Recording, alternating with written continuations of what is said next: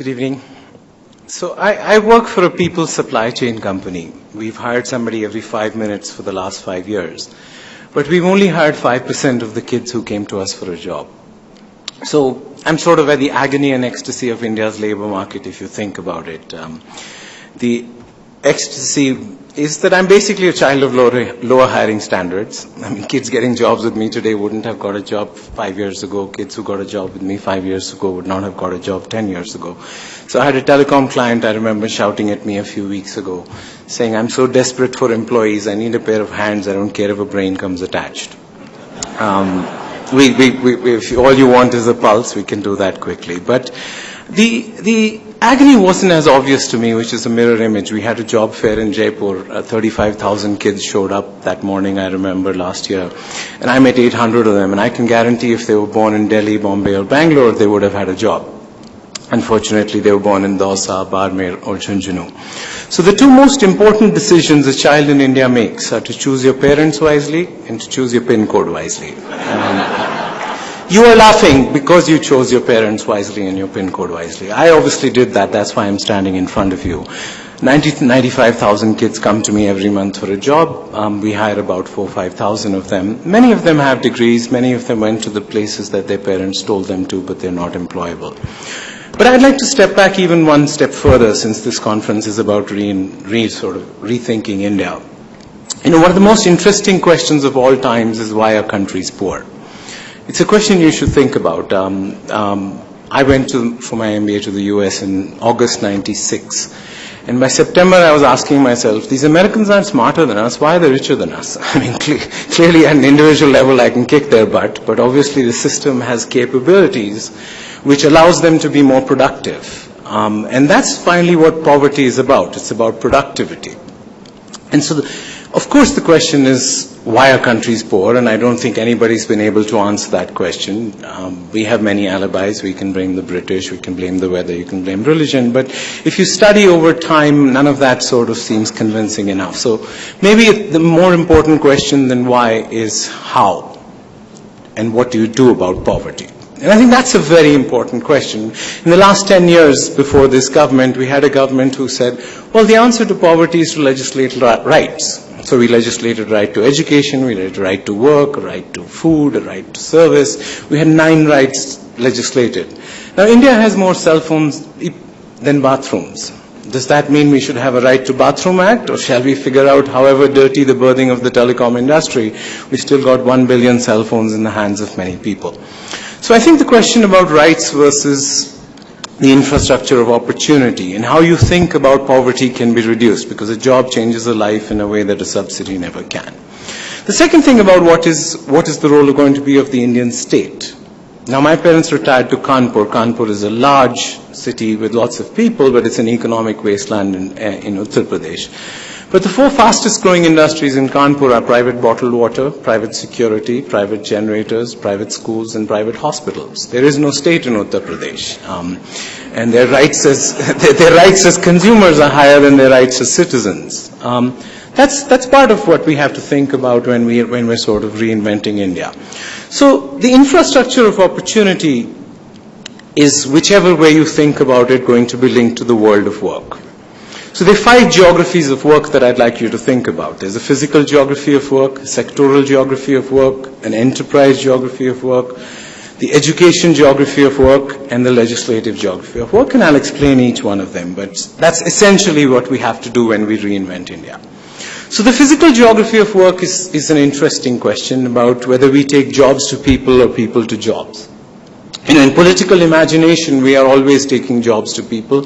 But that's not usually how things work. Well, at least that's not what happened in China. You know, Chinese New Year is an interesting weekend in February where 300 million people buy a train ticket and go home for Chinese New Year because they work in places they don't live. We don't have a Chinese New Year on Chhath, Diwali, Eid or Christmas. So we haven't really taken people to jobs, and we obviously haven't taken jobs to people. And this is largely related to the urbanization question. India only has 50 cities with more than 1 million people. China now has 375 cities with more than 1 million people. So we have 600,000 villages. 200,000 of those villages have less than 200 people. It's highly unlikely that we'll be able to take jobs to these villages. But the problem with only 50 cities with a country in a population like India is we see a massive divergence between real wages and nominal wages in the big cities. So I remember last month at a job fair in Gwalior, one kid told me, give me 4,000 rupees in Gwalior, 6,000 rupees in Gurgaon, 8,000 rupees in Delhi, and 18,000 rupees in Bombay. My bags are packed, tell me where you want me to go. I said, why do you need 4 times more money to go to Bombay than you need in Gwalior? He said, jitne bacche 10,000 mein Bombay gaye the, sab wapas aa gaye. Everybody who went for 10,000 has come back. Khana, rehna, office jana, eating, living and commuting just doesn't work out in Bombay anymore. So I said, well, you're only a 4th class pass. Why will I pay you 18,000 rupees? He said, well, I don't eat less than a graduate, do I? so, you know, Obviously he was a smart kid. He had a purchasing power parity model in his head and we hired him. But essentially the interesting question for India is, are we going to shove more, are we going to define urbanization as shoving more people into Delhi, Bombay, Bangalore, or are we going to create 200 or 100 more cities? And I'll come back to the regulatory reform agenda for that. But there's also, besides urbanization, most of you may not realize that in the next 20 years, only 5% of population growth is going to happen in Karnataka, Maharashtra, Tamil Nadu, Andhra Pradesh, and Gujarat, while about 45% of GDP growth. While 50% of GDP growth will be in places like UP, Madhya Pradesh, Jharkhand and West Bengal, but only 20% or maybe even 15% of GDP growth. So we may end up with our Indian equivalent of a Chinese New Year, but we may not want to, so the physical geography of work is an important sort of way of thinking about India. The sectoral geography of work is another challenge for us. 50% of our labor force works in agriculture. They only generate 15% of our GDP. 12% of India works in manufacturing, which is the same as post-industrial United States. Now, I know we may not get to China's 34% or their peak of 38%, but 11% is the wrong number. But most tragically, 50% of India is self-employed. That's not some overrated entrepreneurial gene among Indians. The poor cannot afford to be unemployed, so they are self-employed. But we need more wage employment. Everybody can't be an entrepreneur. So the sectoral geography of work is the farm to non-farm transition. It's also the self-employment to the wage transition. The enterprise geography of work most of you don't think about, because everybody in this conference is a sampling error from an enterprise perspective, right? There are 63 million enterprises in this country. 12 million of them don't have an office or an address. 12 million of them work from home. There are only 8 million enterprises in this company who have a GST or a tax registration. There are only 1.5 million enterprises in this country which pay the mandatory pensions and health insurance. There are only 1 million companies incorporated with the registrar of companies. There are only 65,000 of those 1 million companies are public limited companies. There are only 55,000 companies which posted a free job on any job board in this country. But most tragically, there are only 14,500 companies in this country with a paid-up capital of more than 10 crores. So 63 million enterprises only translates to 14,500 companies with a paid-up capital of $1.8 million. So India is largely informal, and small. And that impacts productivity. So if you rank manufacturing companies in India at the 90th percentile and the 10th percentile, there's a 22 times difference in productivity. And we're back to our question about poverty being about productivity. So yes, we have to talk about individual productivity, which is skills, education, and health, but you also have to talk about enterprise productivity, and that's a whole different ballgame.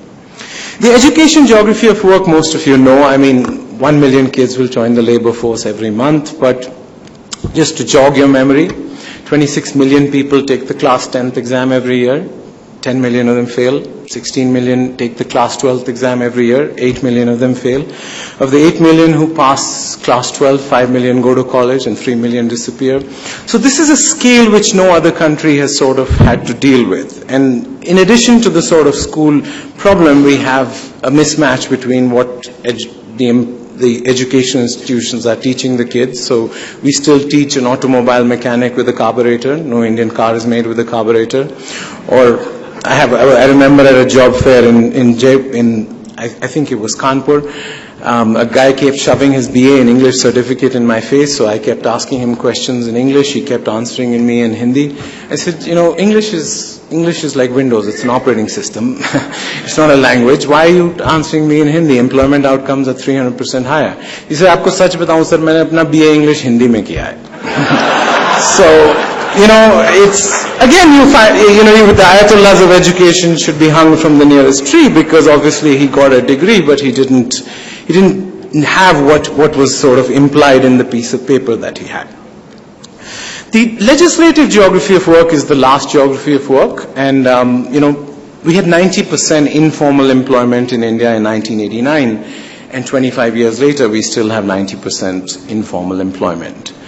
Informal employment there's nothing cultural about informality, and so you've got to step back and think about the labor laws of this country.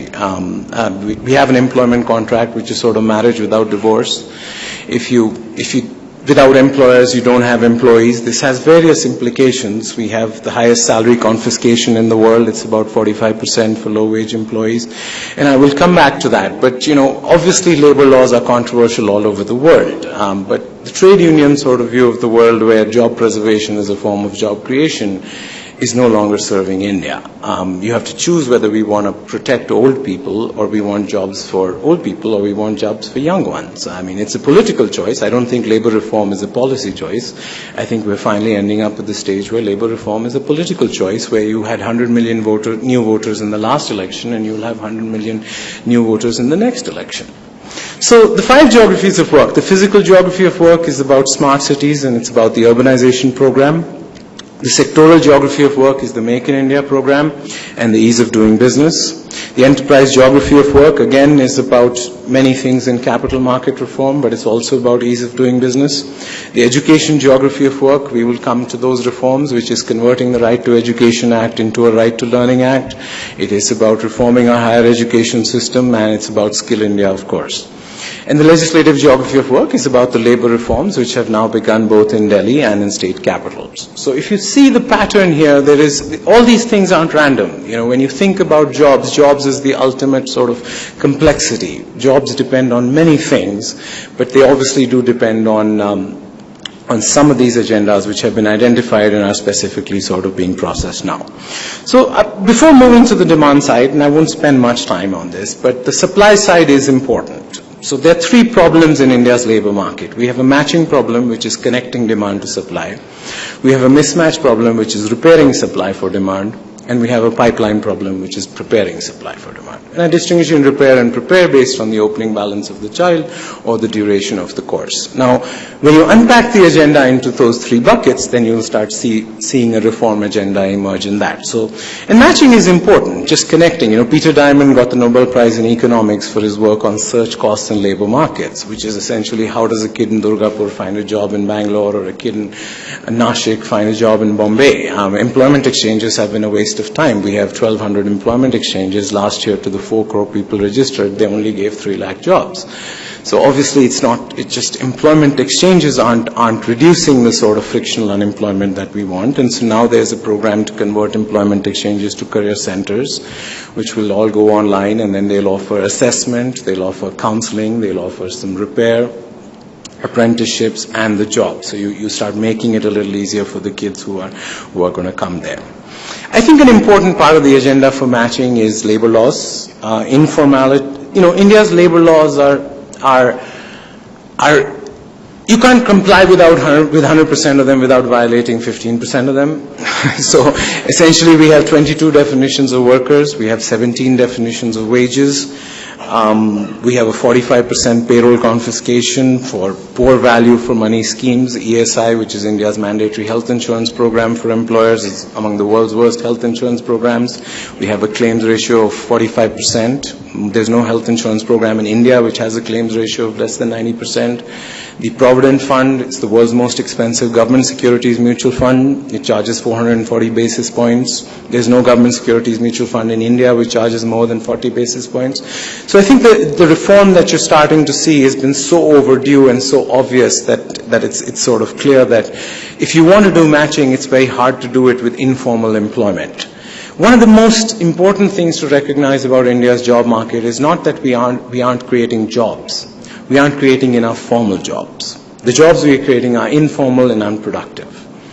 So we are creating, India's unemployment rate is not a fudge. India's unemployment rate is 4.5%. India's unemployment rate is not a fudge. Everybody's employed, but you don't get enough wages to pull out of poverty. Those are two different problems. When you come from the Western frame of unemployment versus underemployment, those are two different claims. India's poor cannot afford to be unemployed. I always wondered, how do people afford to be unemployed in Europe? And it was sort of interesting when Angela Merkel last week said that Europe is 7% of the world's population, 25% of the world's GDP, but 50% of the world's social spending. That's how the poor can afford to be unemployed, but that's not a model we can afford. The mismatch agenda is clear. It's about Skill India. Now, Skill India is essentially a recognition of that there are 19 ministries involved in skill development. Anybody can say no and nobody can say yes. It's not always a way to make progress, which is why a Ministry of Skills has been formed, where you put apprenticeships, ITIs, national sector skill councils, everything under one ministry. That's not always the solution, but at least there's a recognition that governance of skills was a problem. I think we've got various sub-projects within Skill India. Apprenticeships is an important one. India only has 3 lakh apprentices, 300,000. Germany has 3 million. Japan has 10 million. China has 20 million.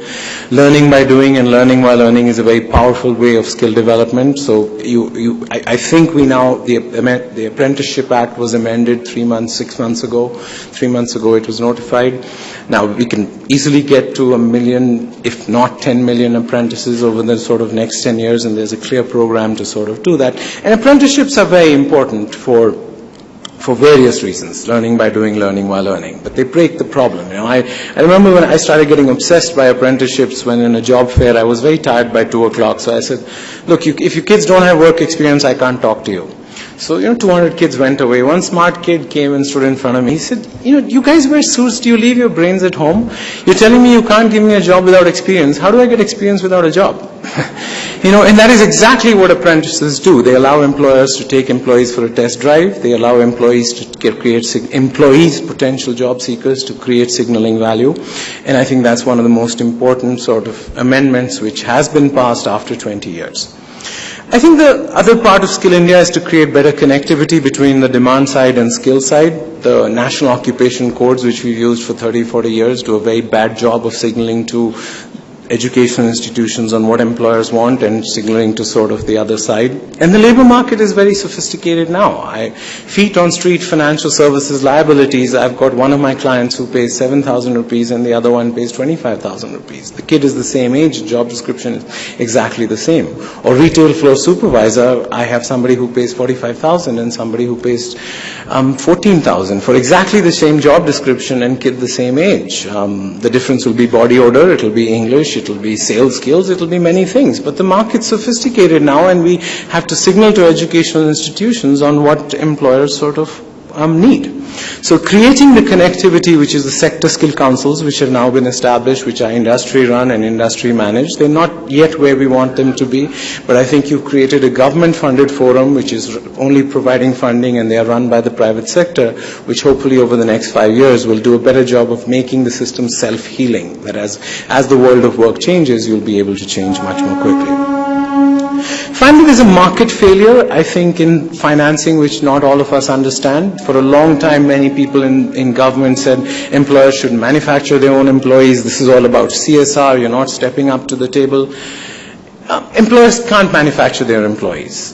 Gary Becker got the Nobel Prize for his work on that. But there is a financing failure at its heart. Employers are not willing to pay for skills or candidates, but they're willing to pay a wage premium for skilled candidates. Candidates are not willing to pay for skills, they're willing to pay for a job. Banks or microfinance aren't willing to lend to candidates unless a job is guaranteed. And training companies are unable to fill up their classrooms. So there is a market failure in financing which we must recognize if we want to scale it, which is why there's so much emphasis now on a possible scholarship program, on bank loan programs, on skill vouchers and many other things, all of which are not on ground yet, but at least architecturally states are moving much faster in their 4 states which have now a skill voucher. In the pipeline problem, so there's matching, there's mismatch, and there's pipeline. The pipeline problem is very important because I think most of us who have spent the last 10 years in skills have learned the hard way that you can't teach people in 1 year or 6 months what they should have learned in 12 years. I think So fixing schools may be more important than vocationalizing school education, because in the new world of work, the most important vocational skills are reading, writing, and arithmetic. Class 10 is already the new class 8. Class 12 is becoming the new class 10. I mean, a security guard can get a 50% wage premium if they have reading, writing, and arithmetic, because they can double up as a receptionist as lunch. So I think the new world of work needs a rethink of sort of that hard partition that we had between schools, higher education, and the skilled world. And that brings us to the important question for India: how many of our kids do we want to go to college? We have a gross enrollment ratio, which is kids between 18 and 24 who are going to college, of 19%. The world is at 28%. The US is at 50%. We have set a target for ourselves of 32% gross enrollment ratio. But college isn't what it used to be. 31% of retail sales clerks in the US now have a college degree. That used to be 1% in 1970. 60% of taxi drivers in Korea now have a college degree. That used to be 1% in 1990. 15% of high-end security guards in India now have a college degree. That used to be probably 0 10 years ago. So we have to carefully think about, are we going to replicate the system of everybody going for 3-year degrees, or are we going to figure out alternate methodologies to give people what they value in the college system? See, let's not be patronizing. Most of us who say, oh, why do you care about college? Just go and get a vocational degree. See, vocational education is usually for other people's children. It's not for our children. And I'm sick and tired of people who sort of patronize them, saying, because the social signaling value of college matters. I went to Wharton, my wife went to Harvard. Wharton's a good place to be at. It's a better place to be from. You have to think about that. That's true for IITs, that's true for IIMs. The social signaling value may be the primary value of going to college, and I don't think we can deny that. So we may have to create different kinds of universities. We may have small research universities whose target is global rankings and research output, and we may have large vocational universities whose focus is really employment. I remember in 2008 when I applied for the vocational university, the chairman of UGC said, Mr. Sabharwal, you're very confused. A university cannot be vocational. I mean, you idiot, that's exactly why I'm applying. But the point here is that I think that vocational universities are different from normal universities in 3 ways. One is we pray to one God, which is employers. Only 5% of our kids are on campus. The balance are on site or on campus or in an apprenticeship or online. Only 5% of our kids are doing a degree. The balance are doing a 3-month certificate, which is an opening balance for a 1-year diploma, which is opening balance for a 2-year associate degree, which is an opening balance for a 3-year degree. And I think we will see much more of vocationalization of higher education if we want the massification of higher education, which is an important sort of policy objective right now. I think English is important, and English is a controversial subject in Indian politics, in Indian education, but employment outcomes are 300% higher. And whenever we say English in education, we don't mean just English, we mean being bilingual. The 2 most interesting poets of Hindi and Urdu were Harivansh Rai Bachchan and Firaq Gorakhpuri. Both of them were professors of English literature in Allahabad University. So it's important to recognize that when we talk English, we don't mean English the way they mean it in America or England. We mean it in being bilingual, and because most Indians will be bilingual. But that's an important sort of fixing the pipeline. Politicians make decisions with long shadows. A migrant from UP and Bihar joins as a packer and loader with me at 4,500 rupees, while a migrant from the Northeast will join at 15,000 rupees because of an unintended consequence of the Baptists going to the Northeast, where they all speak English. So I think we have to be clinical about this, and we have to recognize that these decisions about language are decisions with long shadows, and politicians need to make them carefully. So if you think about matching, mismatch, and pipeline, it's a complicated problem primarily because of the impossible, if not difficult, trinity of cost, quality, and scale. And this is a uniquely Indian problem, right? John Gardner was an education secretary in the 1960s. I remember a great book he wrote, which was, Can We Be Equal and Excellent? And that's at the heart of the problem when we confront policymakers. And I think India ran a randomized trial, an experiment between regulation of engineering education and regulation of medical education in the last 15 years. So we have 1.5 million engineers in India, but we only have 30,000 doctors a year. I know many of you crib about the quality of engineers, but 30% of engineering colleges are empty.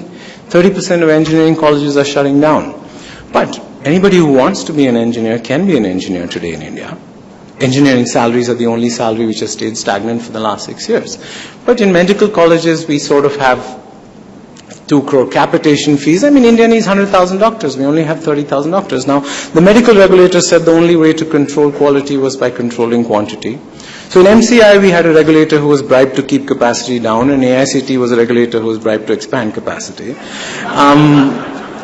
It's an interesting contrast in public policy outcomes. I would submit before you rush to judgment, I think from a public policy outcome, we ended up with a better outcome in engineering education. I can give you many examples of why that has happened. From a public policy perspective is much more holistic than the fact that, we employers don't know whether an engineer is an engineer. We have to kiss many more frogs to find our princess. Well, too bad. Everybody wanted to be a frog. We let them be a frog from a public policy perspective. So I think before I close, I will spend a small amount of time on the demand side.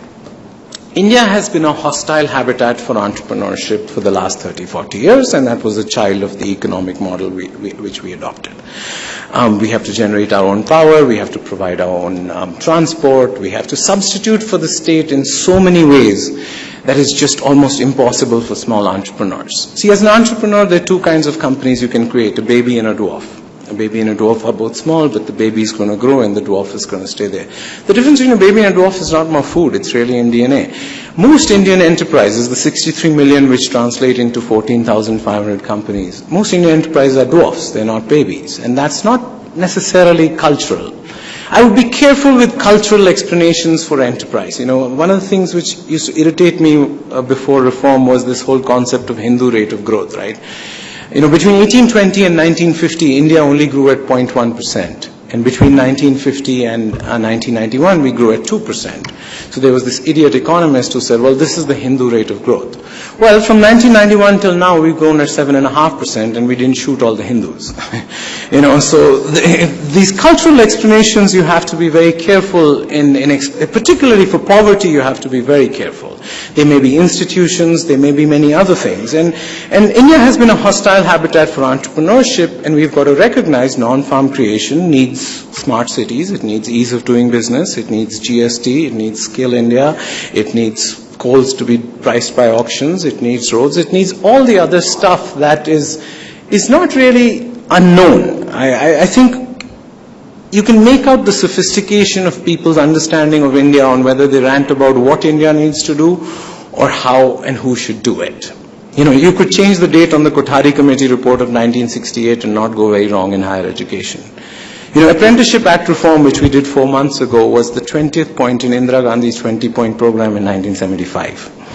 So it's important to recognize that India is not struggling with what is to be done. We're struggling as a democracy with how do we do it and who's going to do it. And that's really obviously in the realm of project management. And because we are dealing with an Indian state which was not designed for the scale or the complexity or the accountability that it faces. The Indian state needs to do fewer things. It needs to do them well. It must retreat where the market works, but it must act very muscularly where the market fails. It must separate its role as policymaker, regulator, and service provider. And so, how do you do that in a country which is a democracy? There are fixed costs to democracy. And I think one of the most interesting things that happened in the last year, has been the concept of cooperative federalism. Now, most of us' primary understanding of the Constitution is Article 254(1), which says that if central laws and state laws conflict, the central law always wins. And this was very heavily debated in the Constituent Assembly. But there was always 254(2) of the Constitution, which said that if a state government wants to amend a central law as it applies to its state, it can do so in the legislature, send it to Delhi, and if you get presidential assent, the law for that state changes. Now, this 254(2) was never used because people like Indira Gandhi, she used to believe that strong states lead to a weak nation. She said that 15 times in her speeches. But that may have been a wrong understanding. 29 chief ministers matter much more for job creation, for skill development, for plumbing than one prime minister. In fact, 100 mayors matter more than 29 chief ministers. We don't have real mayors in India. But in 1924, Vallabhbhai Patel was the mayor of Ahmedabad, Jawaharlal Nehru was the mayor of Allahabad, Chittaranjan Das was the mayor of Calcutta, and Rajendra Prasad was the mayor of Patna. And I have 8 letters about Jawaharlal Nehru talking about street lights. I have 6 letters of Sardar Patel talking about sewage overflowing in front of a school. So we will get to mayors later, but at least in the last 1 year, we've accomplished the fact that chief ministers can amend the laws as they apply to their state. Part of China's genius was not some Ayatollah in Beijing issuing fatwas. It was 200 mayors competing for infrastructure and to create a fertile habitat for entrepreneurship. So, in conclusion, when I landed in 1994, there was a front page article on the Wall Street Journal which said that India is more interesting than important. I hope that journalist is eating the newspaper on which he wrote that, because what's happening in India is not, it's a unique time. It's not once in a decade or once in a millennium. It's really once in the lifetime of a country. But we have to be careful. I memorized Pandit Nehru's Tryst with Destiny speech when I was a kid. If any one of you hasn't read it, I would recommend it. But we missed our Tryst with Destiny. The 300 million people in India will never read the newspaper that they deliver or send their kids to the school that they help build, or, sit in the car that they clean or drive the tractor that they unload. This is not a problem like cancer or climate change. This is a plumbing problem. This is a project management problem. And exactly 100 years ago, when Gandhi came back, it was exactly in 1915, Gokhale told him, make India proud of herself again. Now that's a very interesting thing. He told him 2 things. Go see the real India and make India proud of herself again. And Gandhi took 1 year to travel by train. And I would submit both of them are very closely related. The real India is not this Rome. The real India is informal, 63 million enterprises. It isn't the 14,500 companies. But what was his definition of making India proud? Because that was a long time ago and we need to come up with our own. But from his definition, India has been spectacular. India was a reckless experiment in 1947. Poor, big, linguistically diverse and religious diverse countries were not supposed to be democracies. Most importantly, they were not supposed to give universal franchise. Women in Switzerland only got to vote in 1971. And we chose to give everybody universal franchise in 1947. So there were 3 projects at independence: nation building, social justice, and poverty reduction. We did a great job at nation building. Social justice is work in progress, but we did a poor job at poverty reduction. And poverty reduction is not about there's very little disagreement about why India is poor now, I think. But there is a huge disagreement on what do you do about it and who's going to do. Some of the most interesting debates, if you study the 299 people who wrote our Constitution between December 1946 and December 1949, were about the distinction between fundamental rights and directive principles in our Constitution. Fundamental rights are justiciable, which means that you can take them to court, but they didn't make directive principles.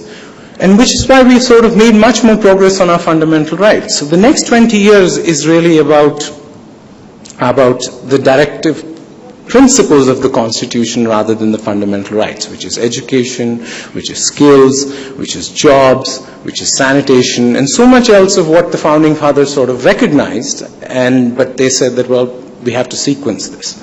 So, in conclusion, many people ask me, when is Team Lee's going to be 1 million employees? When are you going to go to jail? That's a complicated story. But when is that? What is your strategy? I said I have a very simple strategy. In fact, I have the only strategy which works in India. I have a Calvin and Hobbes cartoon in my office, where Calvin says the secret to success is being in the right place at the right time. Since you never know the right time, you find the right place and hang out, and he goes to sleep there. Essentially that's what you do in India. Everything takes longer than you think. But as China sort of comes out of its 20-year growth rate and has its digestion issues with 20 years of growth, it's remarkable what they've done as a country. 400 million people have been moved off farms. But whenever I used to go and sell India over the years, I used to always tell them, India will never be hot or cold. We'll be consistently warm. That's just the nature of India, and that may not be a bug, it may be a feature, right? If you think about it now. So India has made a new appointment with her Tryst with Destiny. I think this is one she will keep. Mario Cuomo is a governor of New York. He wrote a great, it's one of my favorite quotes as an entrepreneur because it applies equally to entrepreneurs and politicians. We politicians campaign in poetry, but we govern in prose. I know one of the criticisms right now is that we're campaigning in poetry and we're not yet governing in prose. I think there is a transition between poetry and prose, but over the last 20 years our self-esteem has taken such a beating. I think it's good for us as India to stay in a little bit on poetry, and then we will get to converting that prose soon. Thank you very much.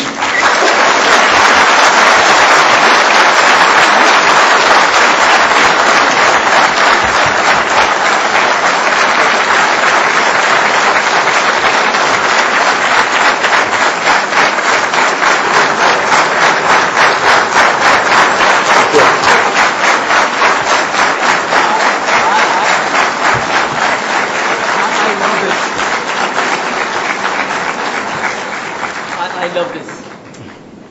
Sir, I just came to know that you're advisor to the Ministry of HRD, Government of India, and this is a very timely question. What is the future for job safety for Indians in white-collar jobs where redundancy is increasing and resources are fired with no defined benefits? So is that something you can do something about?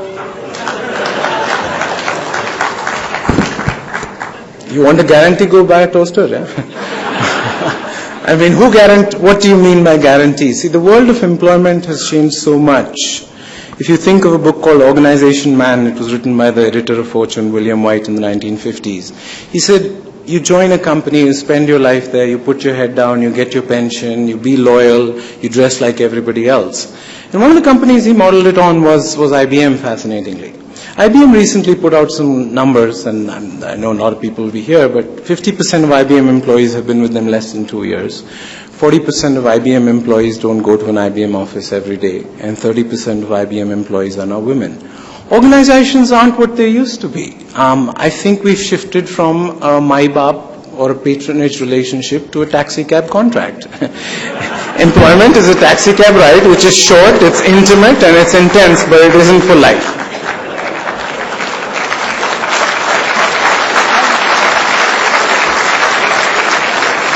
Sir, the next question is, what is your opinion about Mahatma Gandhi's and Nehru's self-sufficiency?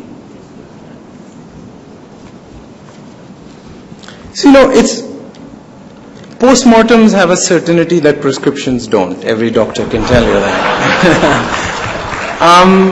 I think their economics was nutty, but their politics was spectacular. But their economics was a child of the times at that point in time. We were a country which had been taken over by a company. The East India Company was actually the first East India Charter which they were given was if you didn't make profits for 3 years in a row, your charter would be taken away. That's an interesting incentive to create. So obviously the East India Company did it what it had to, and India grew at 0.1% between 1820 and 1950. Or the life expectancy of Indians, if you don't know that, was 31 when the British left. It's now 68. So Mahatma Gandhi and Jawaharlal Nehru were a child of the times, economically and politically, and at that time self-sufficiency was what was the weather of the moment. But I must say now, if you define economic development as economic complexity, and people like Ricardo Hausman and others at the Kennedy School have done a lot of work on this, India pretty much makes everything. It doesn't make it very well, it doesn't make it always in large quantities, but there's very little in the world that India doesn't make. That is a child of that domestic consumption and self-sufficiency. So as China sort of makes the migration from an investment and export-led economy to sort of trying to grow domestic consumption, it will be interesting to see whether it's easier to go from having large domestic consumption to having some exports and investment, or having exports and investment to domestic consumption. From my perspective, Jawaharlal Nehru or Gandhi's sort of gift to India, our next tryst with destiny will depend much more on the first tryst with destiny than most economists are willing to acknowledge. Sir, there is another one interesting question by Ruma Acharya. How do you plan to contribute in Make in India? And the second question is, how do you plan to contribute in improving quality of skilled Indians? How do you as in me, or how do you as in, how do we plan Make in India? Or? Well, yes, let's take it in the context of the PMI. How do you contribute? That's a difficult question. Make in India is a direction of travel. Make in India is a vision. Make in India will require all the stuff that I mentioned. Make in India won't happen unless we get our infrastructure in place. Make in India won't happen if we don't get smart cities. Make in India won't happen if we don't get skills. So we don't have GST. So my submission is, please don't view Make in India as a bulb that goes on. It's a gentle sunrise. I'm not trying to manage expectations here. It is just that India is a hostile habitat for manufacturing right now.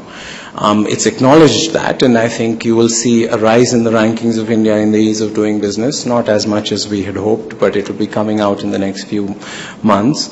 But so how you can contribute to Make in India is largely by putting your shoulder to the wheel behind all these projects. These are all projects. These are all directions of travel. They are projects we have as a country neglected for a long, long time. So my submission is Make in India is much more complex. Skill in India is very specific. You can take more apprentices, you can contribute to sector skill councils, you can take over ITIs. I mean, there are 10 specific things that we have sort of listed for employers at Niti Aayog, which employers can do to contribute to skill in India, and it's in your self-interest. We know you can't manufacture your own employees, but you know much more about the skills that you want from your employees than anybody in academia or anybody in government. So for Skill India, there are 10 specific things. The most important one is take more apprentices and participate in sector skill councils.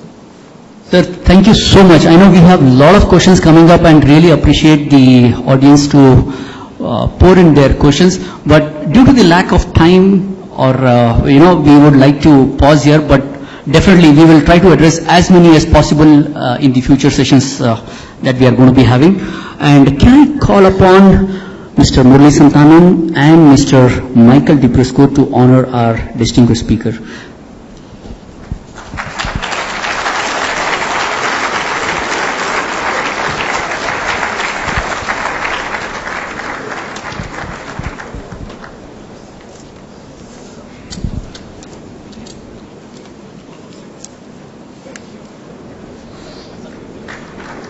Ladies and gentlemen, yes,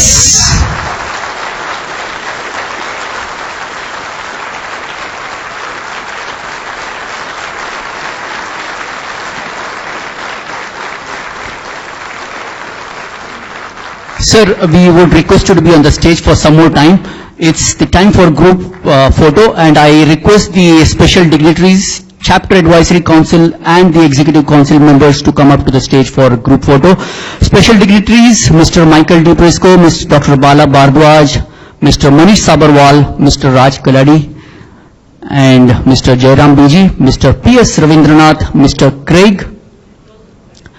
And from the Advisory Council, I have Mr. VSS, Dr. Devi Prasad, Mr. Amar Bhaskar, Mr. Ayyar SB, Mr. I.V. Sharma. And from the PMNC PMO, I have Mr. Sumant Padiwal. I request the audience to be seated. Executive Council members, Mr. Saumande, he is in China right now, Lieutenant Colonel Shri Harsha, Mr. Ravi Kaniganti, Mr. Basu Datta, Ms. Shilpa Gyaneshwar, Mr. Raghunath K, Mr. Nimish Mehta, Mr. Muktesh Murthy, Mr. Vijay Paul, Mr. Balakrishna Sharma, and Mr. T.V. Seshashai.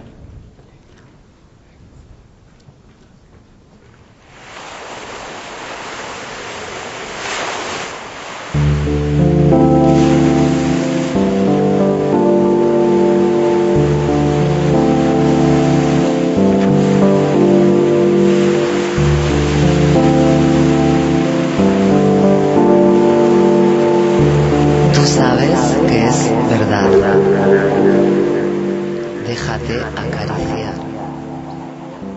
envolver en este sueño de mar.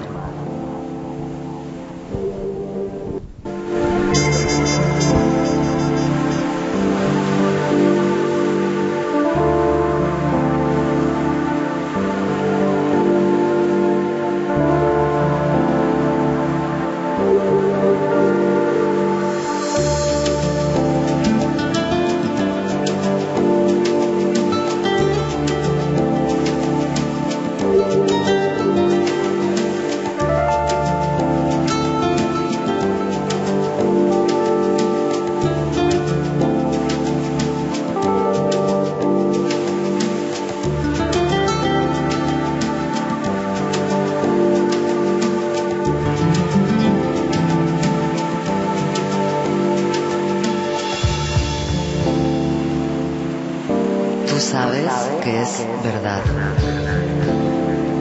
Déjate acariciar, envolver en este sueño de mar.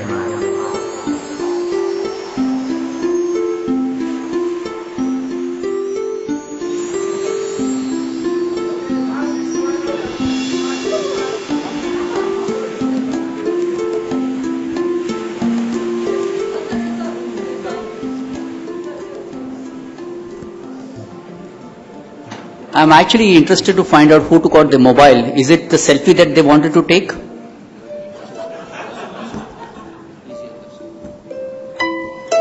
Mr. Basu, please, quickly join us.